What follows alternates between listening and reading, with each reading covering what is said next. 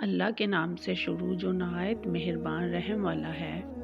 اے محبوب پڑھو جو کتاب تمہاری طرف وحی کی گئی اور نماز قائم فرماؤ۔ بے شک نماز منع کرتی ہے بے حیائی اور بری بات سے، اور بے شک اللہ کا ذکر سب سے بڑا اور اللہ جانتا ہے جو تم کرتے ہو۔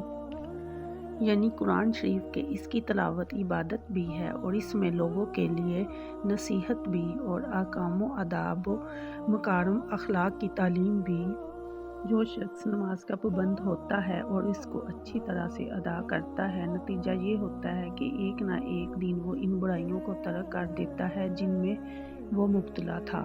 حضرت انس رضی اللہ تعالیٰ عنہ سے مروی ہے کہ ایک انصاری جو نبی صلی اللہ تعالیٰ علیہ وسلم کے ساتھ نماز پڑھا کرتا تھا اور بہت سے کبیرہ گناہوں کا ارتکاب بھی کرتا تھا، حضور صلی اللہ تعالیٰ علیہ وسلم سے اس کی شکایت کی گئی تو فرمایا اس کی نماز کسی روز اس کو ان باتوں سے روک دے گی۔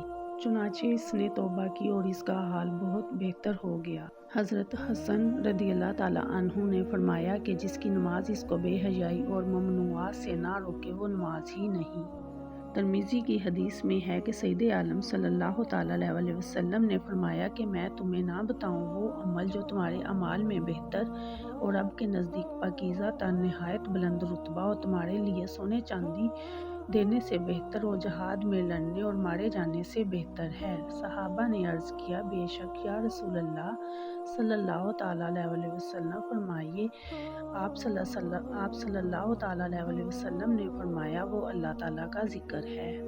ترمذی ہی کی ایک دوسری حدیث ہے کہ صحابہ نے حضور سے دریافت کیا کہ روز قیامت اللہ تعالیٰ کے نزدیک کن بندوں کا درجہ افضل ہے، تو فرمایا کثرت کے ساتھ ذکر کرنے والوں کا درجہ بہت بلند ہے۔ سورۃ العنکبوت کی آیت 45 میں ہمیں نماز اور ذکر کا حکم دیا گیا ہے، اور اس آیت میں بیسک یہ فرمایا گیا ہے کہ اگر کوئی بندہ یا بندی باقاعدگی کے ساتھ نماز ادا کرتا ہے یا کرتی ہے اور ان میں کوئی برائی ہوتی ہے تو وہ نماز کی برکت سے اللہ تعالیٰ ان کی برائی کو ان سے دور کر دیتا ہے۔ آئیے ہم ایک پکا عہد کرتے ہیں کہ آپ خود بھی نماز کی پابندی کریں گے اور اپنے بچوں کو بھی نماز اور روزے کا پابند بنائیں گے، اور اللہ تعالیٰ ہمیں نماز کی پابندی کرنے کی توفیق عطا فرمائے اور دو جہانوں میں ہماری بے حساب بخشش فرمائے۔ آیت 45 ترجمہ تفسیر۔